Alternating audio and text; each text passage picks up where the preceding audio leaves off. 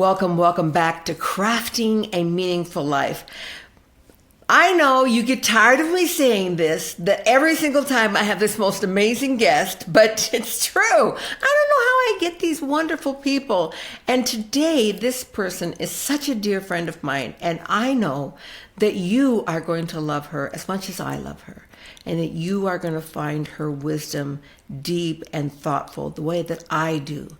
And then on top of all of that, her ability to simply share and be vulnerable. It's our gift today to have my dear friend, Emily Bell McCormick. Welcome, Emily. Thank you, Mary. I'm so excited. I've been looking forward to this. Spending an hour with you is a dream. So when I first started my podcast, which is now 6 years ago, can you believe it? I've been doing this for 6 years. Crazy.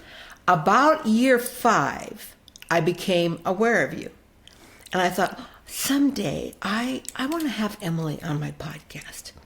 And then at year 4, I thought, I now have met her. We're becoming good friends. Maybe I can invite her.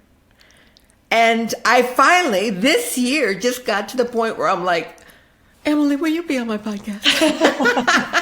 Oh, and I got to the point where I actually was high enough in your esteem that I got to be on this podcast. No, you from the get-go you have been, girl. What are you talking about? I love it. So, it's interesting and I think that's such a great place for us to start. Oftentimes, particularly as women, we take this look as we look at other women and like, oh, someday I will be cool like them. Yeah. And even though you are probably 25 years my junior, I always think, oh, when I grow up, I want to be Emily Bell McCormick. You know what I mean? Well, it goes both ways on that one. You're a powerful and so, as we open ourselves to vulnerability, to being willing to look at each other and share from those real points of view and our hearts, we realize that we have way more in common than we have apart. Yeah. And I think that that's one of the things I see you doing in your life right now. Stepping into that place that says, I'm here and you're there, but truly, aren't we one? Yeah. Can't I care for you? Am I Yeah. not my sister's, my children's keeper?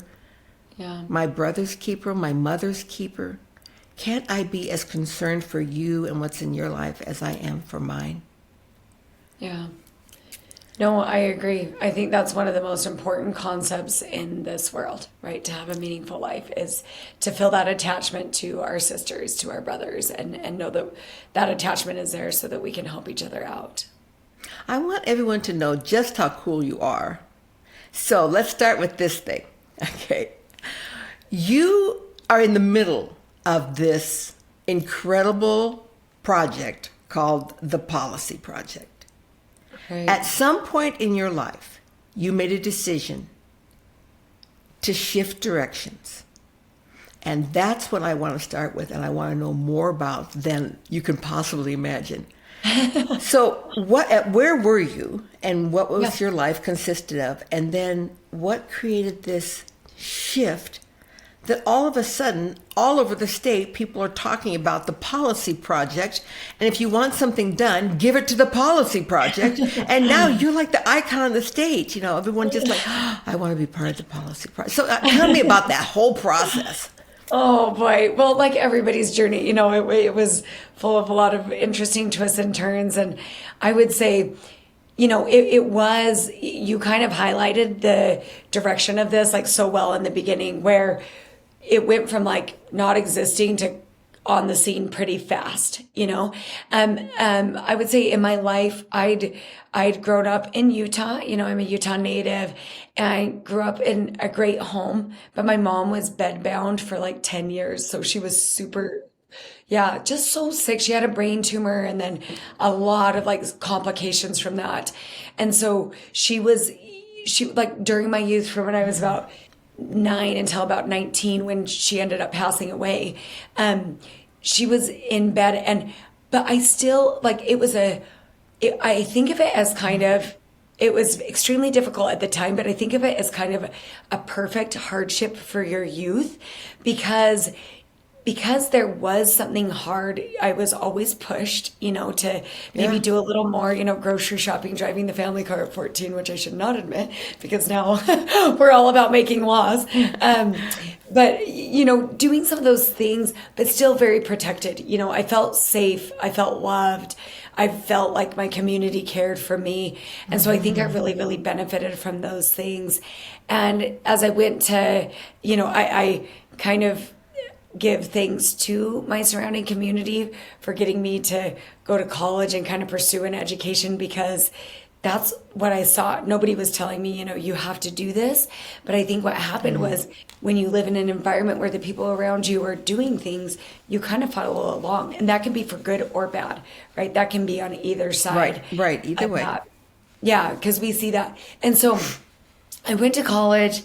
I think I'm kind of have a practical part of me that was like, I just need a job where I can make money. So, I saw pretty up close and personal that like life requires money and we had these crazy hospital bills and all this stuff. I remember that being a little bit of a stress when I was young. And so just having that awareness was good. I ended up pursuing journalism in college and yeah. And so I think that was good because it like sharpened my, kind of ability to see a story. I think that's what that was, right? Because you start thinking of life in stories. And so I did that and then worked for a little while in like marketing and then went to grad school, did communication. And I spent some time in some of those jobs. I actually this is where Mary, you and I definitely cross paths as we both love fashion so much. I started. What are you talking about, girl? Like, I don't know. I'm looking at like the fashion icon of Utah here. And so I acted on my love of fashion and started a fashion company, like an apparel company back in, my gosh, was that like 2003? A long time ago.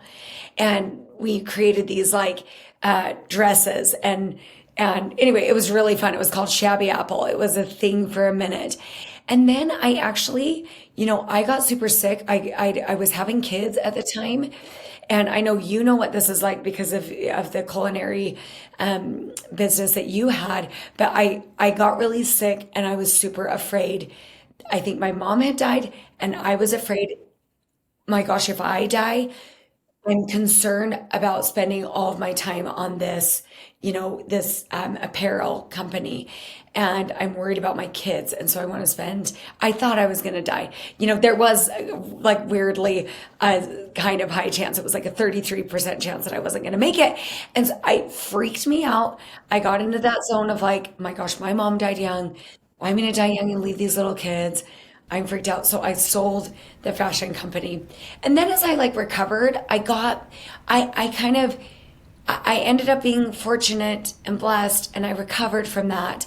And as I I went into consulting and did that. But what I think I started seeing was that I'm really attracted to understanding life experiences that are not my own. I'm very, very interested. I grew up in Holiday, Utah, but I'm really interested in like a kid growing up in Detroit, Michigan, or in,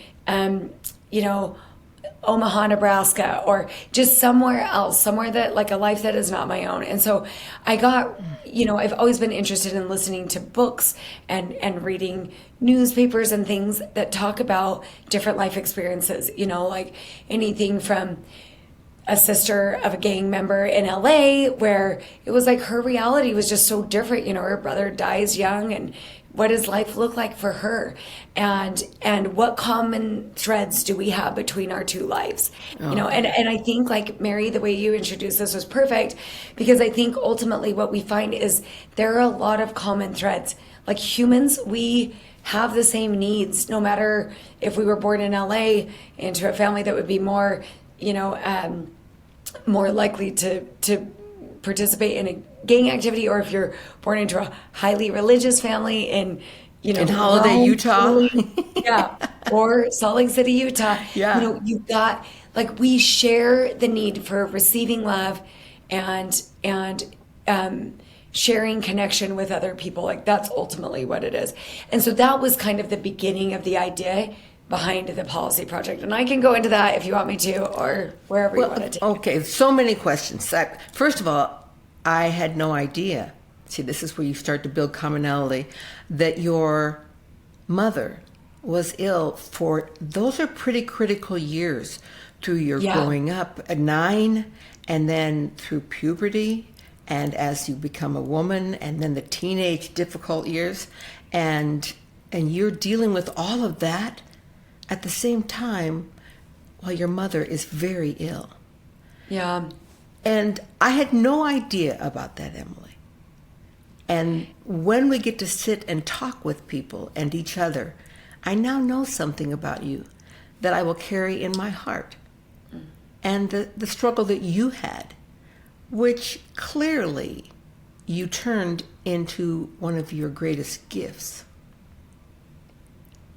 Right? Yeah.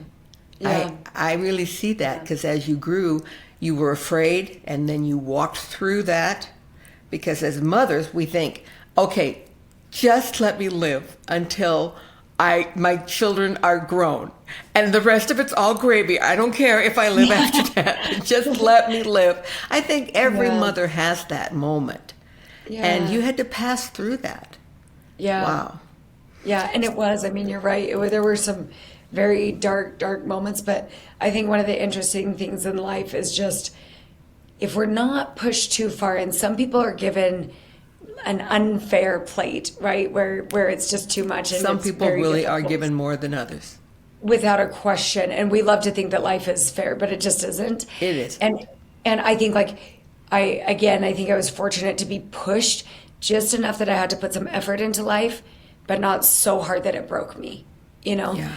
And that was a gift to, because I think those challenges, we really can kind of grow from them and develop a resilience, or they can destroy us, and so I think, just having the supports and things I needed definitely helped me through those times. But you're right, like being a mother, there's a lot of fear about I can't leave my kids here. I just can't leave them. Yeah. Mm-hmm. I feel like I'm in the gravy time now. Yeah. My kids all did all the things they were supposed to do, and now they have their children, and I have grandchildren. And really, I want to stay, but this is my gravy time. Yeah. And I love that. You know, as I look at, you're unique, so let's not pretend you're not. So a lot of people, go to college. A lot of people go on and get different degrees. A lot of people do it in journalism. A lot of people go on to learn how to communicate. Yeah. But that does not equal compassion and the desire for true empathy. That's what I want to know, Emily. What turned that tide to where that you felt that inside, that yearning to, I want to know your story? Yeah, that's a great question, and you're absolutely right. And I do want to just say that I don't, you don't have to have those things to develop it. You're right. Like this is something that I think there was a bit of it, when I was young, I was always way concerned about the kid who didn't have someone to play with at recess. You know how some people, you can just see it, and it just I would come home crying if I thought someone didn't have a friend, and those things. So I think part of that was probably just a little bit innate, that I just am going to notice the underdog, and be a little bit concerned about it. But I think as I grew and as I had the opportunity to just expose myself to those stories, I think it is an ability that a lot of women and men have, but just being able to say, what if I were born in that situation? Being a little bit less impressed with ourselves and the things that we've had access to, recognizing a little bit more that man, some of those things, being able to go to college is a gift, and if I had been born into a different situation, it wouldn't be. And I can tell you, I had a couple critical things that really made a difference. About 10 years ago, we adopted 2 children, and I didn't know that either. Yeah, yeah, they're amazing. Like, yeah, they're crazy and wild and make my life very fun. So they're amazing. But they're um, in this scenario. Both of the birth moms had very different lives from me, very, very different, and they were from more impoverished communities that had maybe not benefited in the same way that the community I grew up in had benefited. And I remember distinctly with my son, I have a son and a daughter, that I remember going in and I talked on the phone with his birth mom a ton. Great lady, and just like such a sweetie. But walking into the hospital room, and here is this mother who had just given birth. I mean, it's so raw. So anybody who has given birth or who has, witnessed a partner or a sister or someone give birth, it's a very raw time. Like your body is so, you're hurting, your emotions are high, you're a little crazy, like all of those things. And here's this like newborn baby sitting in this little white plastic crib, those little cribs in the hospital. And here's this mother, and you can tell like she's swollen, her stomach's still swollen. She looks like she's been through the ringer because she has, it's been one of the most physically challenging things of her life. And I remember walking into that room and thinking, I was able to have 3 biological children, and I know that feeling of vulnerability after giving birth. And walking into that room and looking at this woman, and just in that instant, just knowing in that instant, like it was the slightest twist of fate that I was born where I was born and to whom I was born, and that she was born into a family that was, from Detroit, Michigan. Her dad had died in a house fire when she was 2 years old. The mom had 4 little kids, was trying to take care of them, just very, very different. No one had gone to college or really graduated from high school. And so in that moment, I was just able to see like I could be sitting in that bed. That could be me. But instead, I'm the woman that's walking into the room and going to leave with this little treasure, this little human that I'm going to be able to raise and care for. And how different would my life be if I were the woman in the bed, I think about that, Emily. I think that every person who walks on this planet has had that thought. Why was I born here? Yeah. Why was I born to this family? Why was I given this? Why is this mine? And you think about it from those who are where this lovely young girl's was to yours. I mean, the spectrum on either side, either if you feel you were really blessed or if you felt like you got the short end of the stick, you ask yourself the same question. Yeah. Why was this given to me? Yeah. And every place I've traveled in the world, to the slums of New Delhi, to Africa, I still ask myself that question, just like, why? And I think I had a rough childhood, but let me tell you, it nothing compared to that. That's exactly right. There's nothing like gaining some of that perspective, right? I think perspective does everything to change your mind, because me too. I remember being 19, my mom died, and I was like, this is so unfair.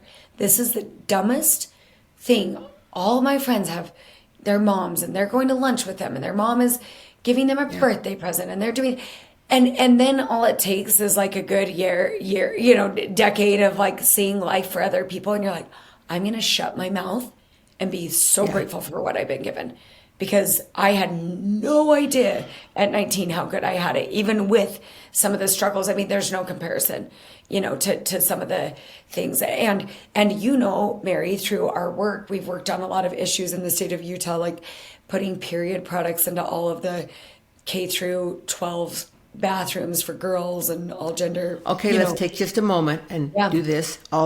All women who are watching should do this to you and your group, that those are available free of charge in our schools. Really, Emily, it's you and your group. And so we just taken a moment of silence to say thank you. Mary. Okay, there you go. You're the best. But I think like looking at, even with period products, that's so interesting. Just tampons and pads, they were always available for me. And then getting into this issue and seeing like, oh my gosh, this like, I didn't even, I remember first hearing that there was an issue with access to period care in very low income countries on different continents in the world, and me being like, oh, it's not a problem in the United States. It's just not. Like, luckily we live Right. here. It's Right. not a problem. And then looking into the law and being like, oh, wait, oh my gosh, it is a problem. And then looking at the statistics of girls, like 80% of girls had missed class, and 25% of girls can't even afford, that's 1 in 4 girls can't even afford period products in the United States. And so it's like, oh my gosh, was I so oblivious? Because I was born in a way, into Yeah. a circumstance that I'm so grateful for. It's not a where white it's person an problem issue. in Utah. Well, but then I think that's the great piece, Emily. When you truly stepped into that and that issue and that compassion, you discovered, oh, you mean it's not just something that happens like in another part of the country. 100%. It's here. Yeah, 100%. And it's shocking. And when you realize that, and if you're someone, who's had a period, and, 90% of us have had an accident, it's like you realize how mortifying that is. Yeah. For me, it was as simple as like, oh, I better call home, see if somebody can bring me something, or if I can Yeah. run home.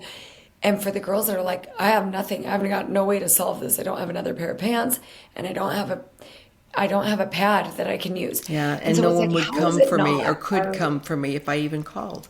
Exactly. Like, how is it not our responsibility to care for those? Because I think as soon as your eyes open to the fact that you could be born in that situation, all of a sudden it's like, oh, this is my responsibility, because I am aware of the problem, and because I maybe have a couple tools, or not even all the tools I need, but I have a couple things that I could use to access people, whether it's just like being able to talk to people, or, reach out to the very few people that I know. Like, it just, I think that that's where that desire started to really kind of like build into caring for other people by changing the laws so they felt more fair, Yeah. so that it felt like everybody has a chance to thrive. It's not just me in my neighborhood that I have a chance to thrive. It's everybody's got a chance.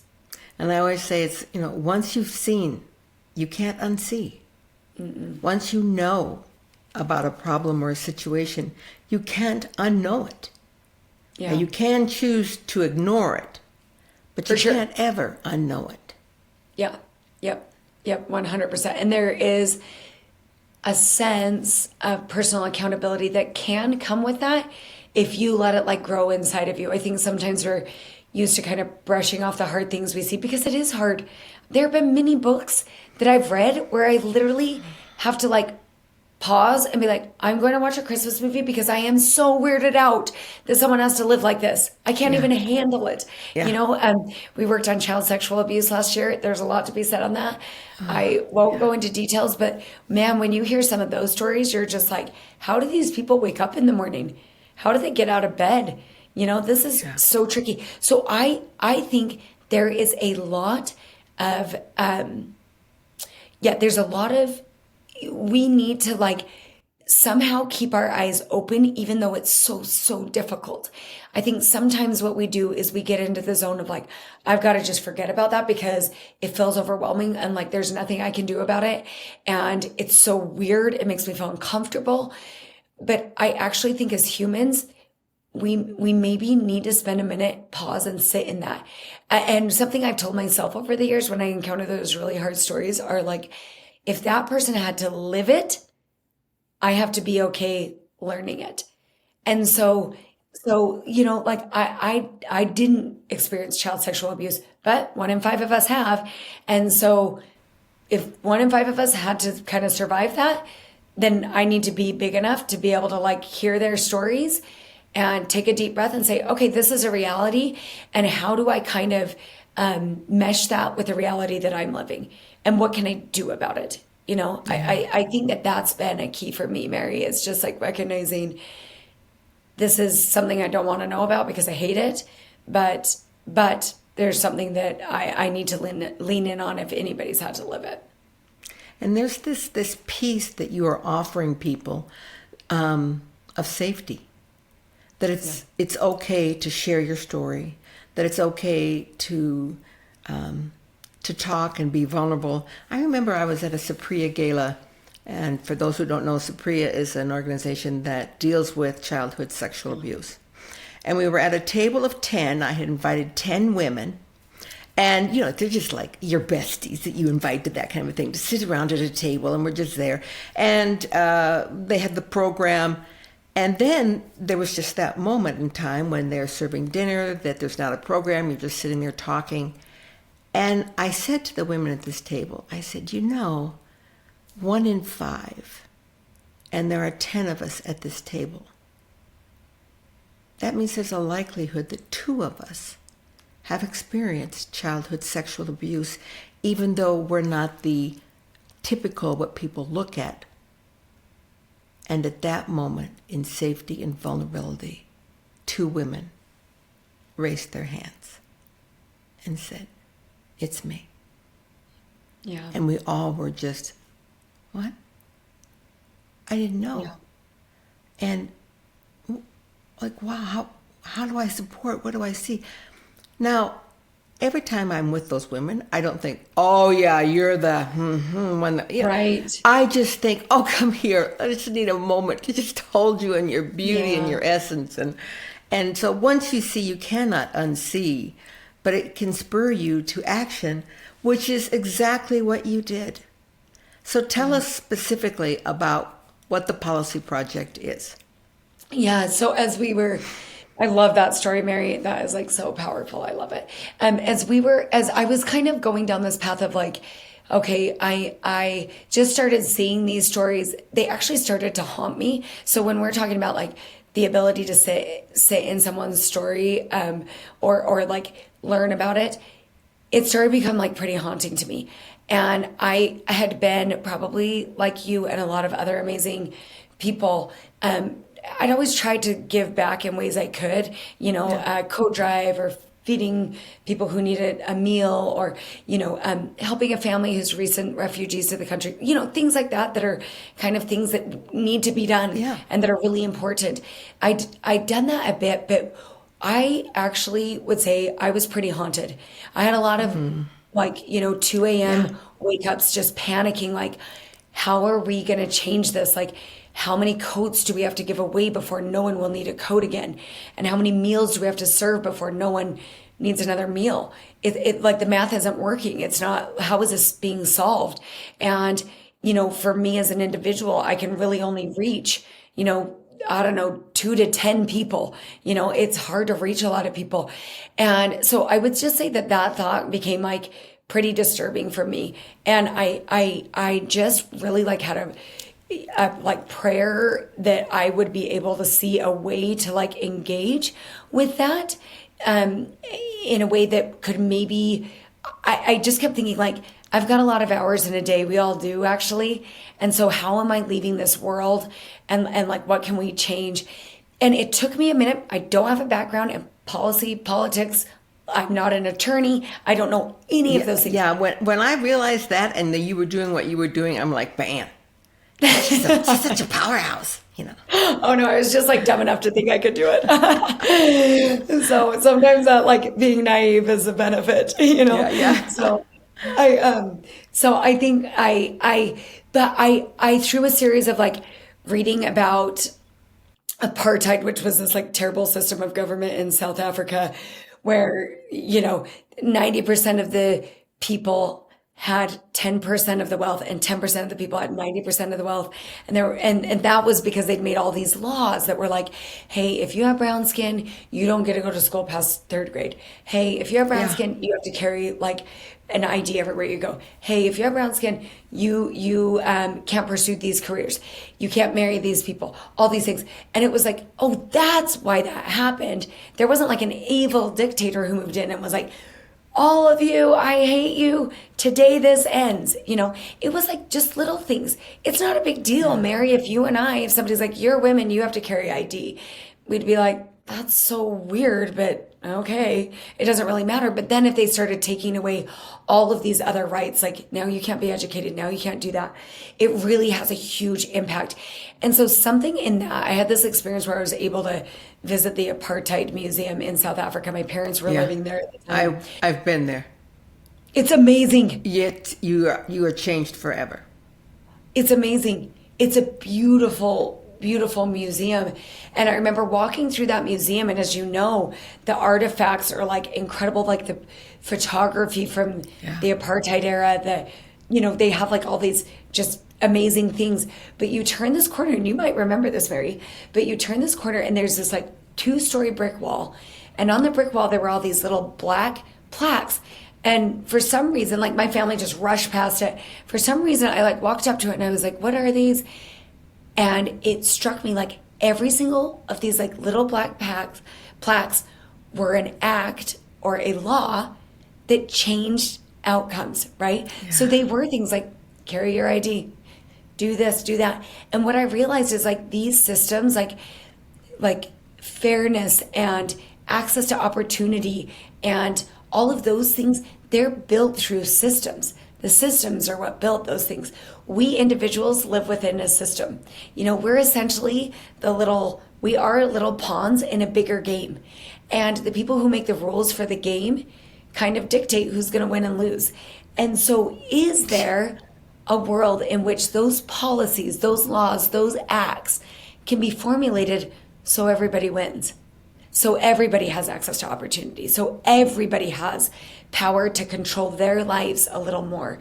They're able to find jobs. They're able to go to school. They're able to care for their families and stay with their families. And so I became very fascinated with that.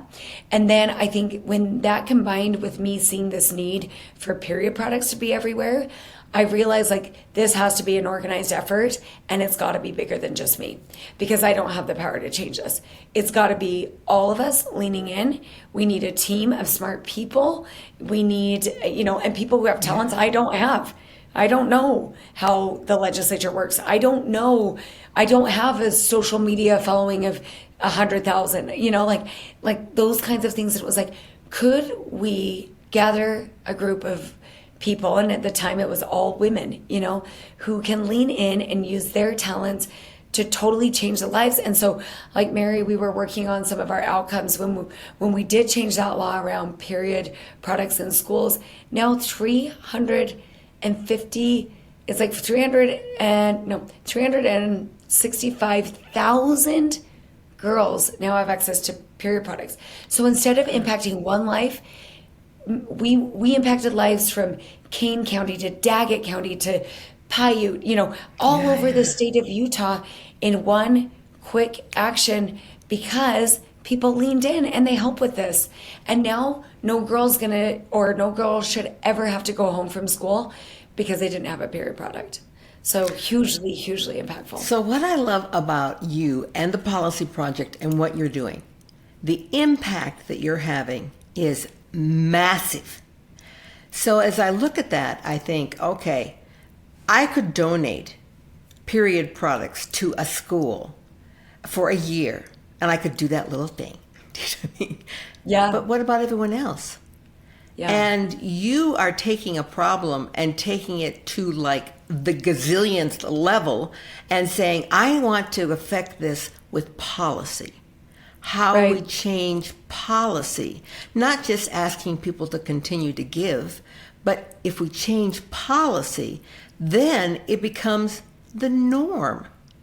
Yeah. And within a few years, people are going to be like, oh yeah, of course we have free period products. Didn't we always? Totally. And now when you're there on the Hill this year with like, okay, we need to have a school lunch for everyone, we're like, and in 5 years, we're like, well, didn't we always do that? Totally.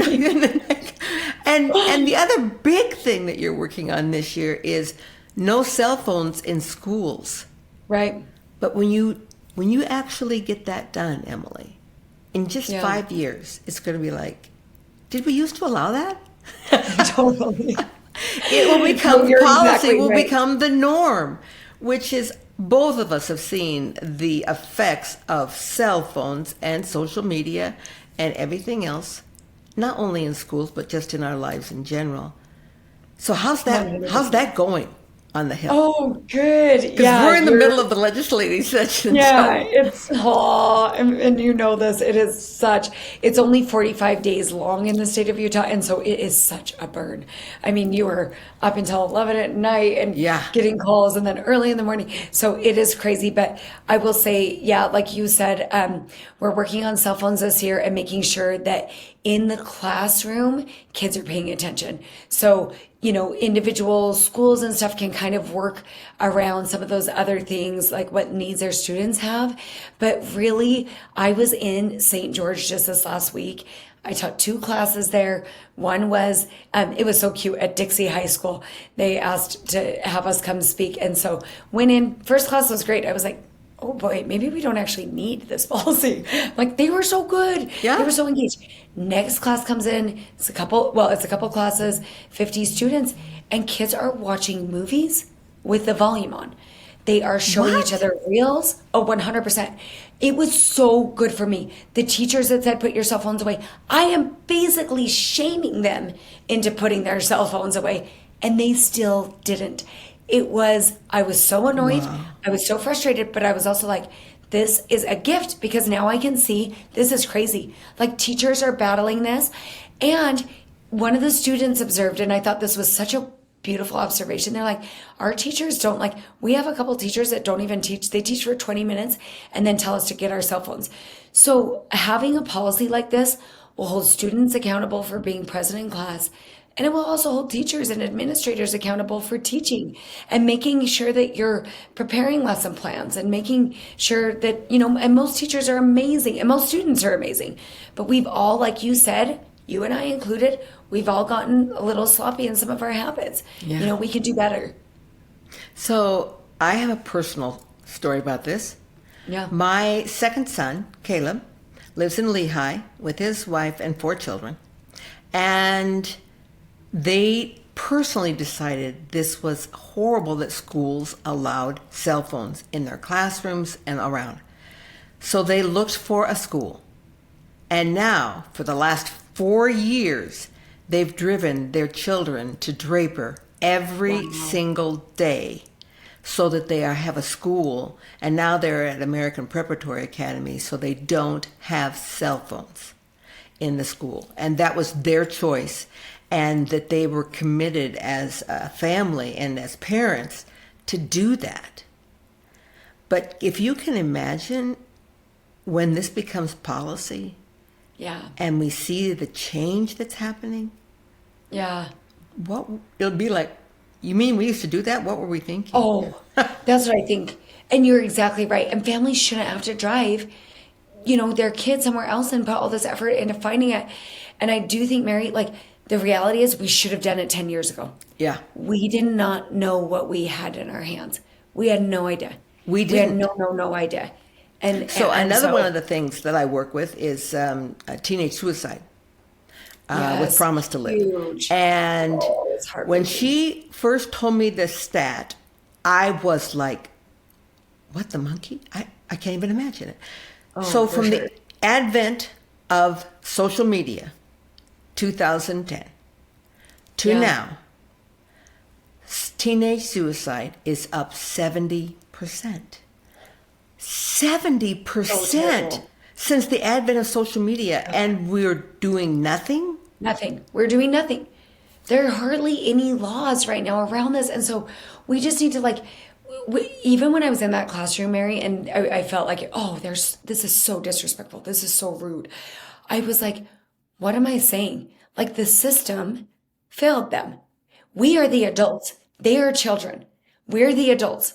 So we need to help guide them and say, not an appropriate place to have your cell phone out. You can use it, obviously you've got a lot of hours in a day that are not in school. Use it during those hours. But this is not the appropriate time. How would they know? Kids don't know. They need to be instructed. You and I were instructed on the things we do. and so helping them out, and it's really should end up being a really big help, and helping them be able to understand, and develop their natural curiosity. I kind of die. A lot of my kids are teenagers right now, and I feel like there's something lost to the phones because I didn't know what I was giving them, Because as parents, I bet you have heard this thousands of times now that you're going to put this law in. But I want to be able to contact my children. What if there's something that happens at school? Yeah. So that 1 in 300,000 chance. Totally. Okay, I get it. They need to be in, but there has to be some way to work this out. Totally. So you're so concerned about keeping them safe with that 1 in a million chance. What about keeping them safe on a daily basis? Yes.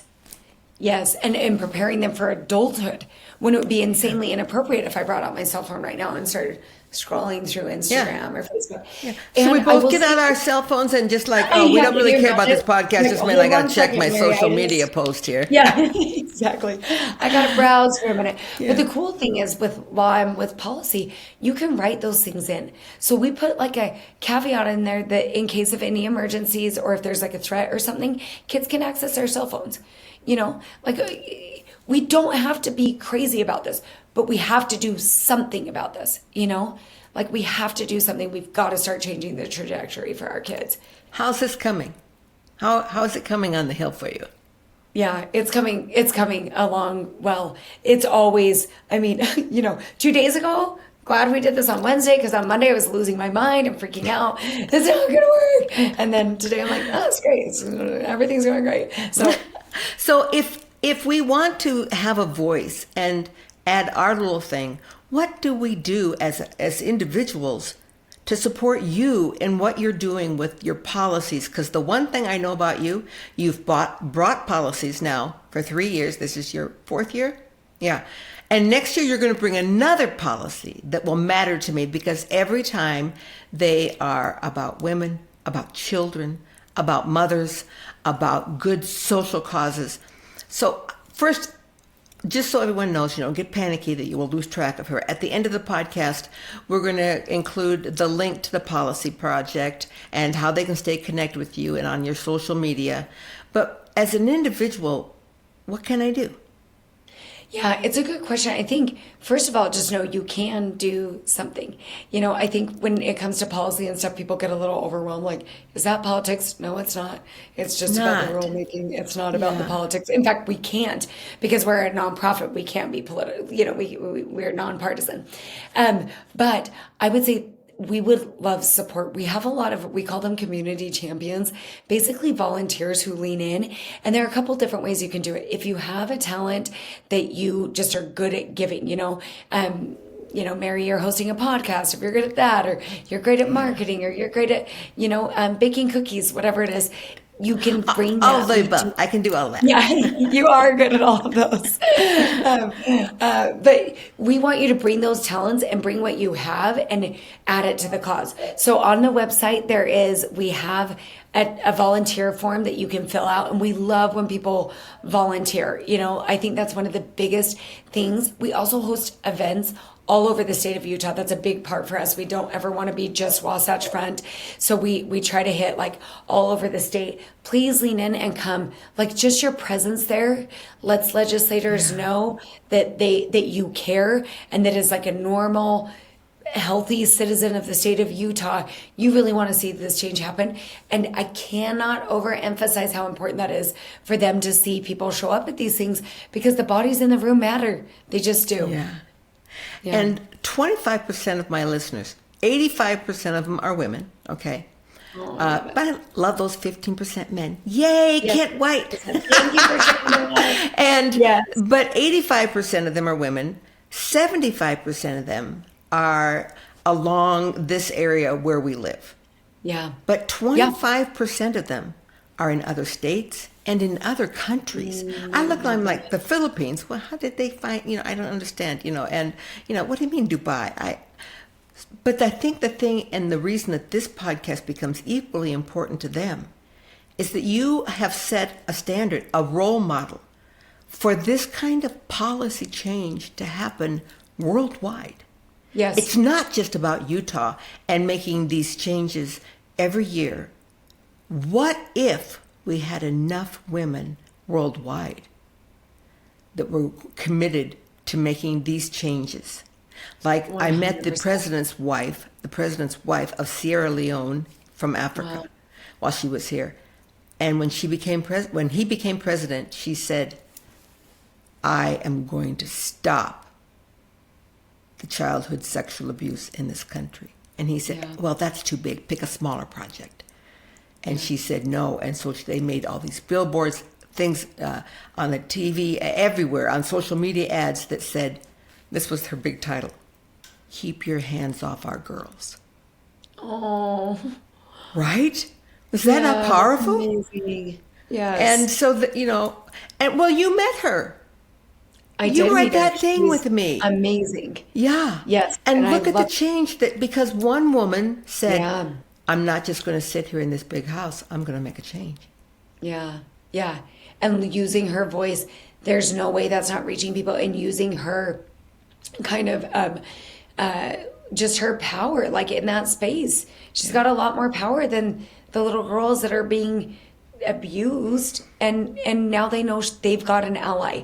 We heard that so many times this last year. Like, I felt alone. I didn't know that there were other people. Yeah. And I think those are even the gift of this podcast, and being able to relate with people and realize none of us are alone.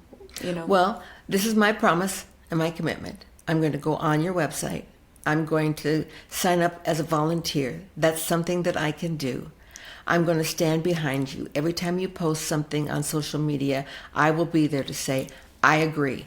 I agree. Oh, and thank you, Mary. I That's invite huge. all of my listeners to do that. The links are at the end of this podcast. You can find them and go right on there and support this. And if you're not living in Utah, then you can go on and find a group of women to stand with that you can actually make a difference in the communities that you live in. Emily, thank you. Thank you for your time, your commitment, your beauty as a woman, the love that's in your heart. I feel it, and your strength. You are truly an empowered woman. Thank you, Mary. You are the most lovely woman, so hearing it from you means a lot. I love you. And thank you for being with us today. And until next time, think what this week is going to be and how you're going to step in to crafting your meaningful life. Thank you. Crafting a Meaningful Life.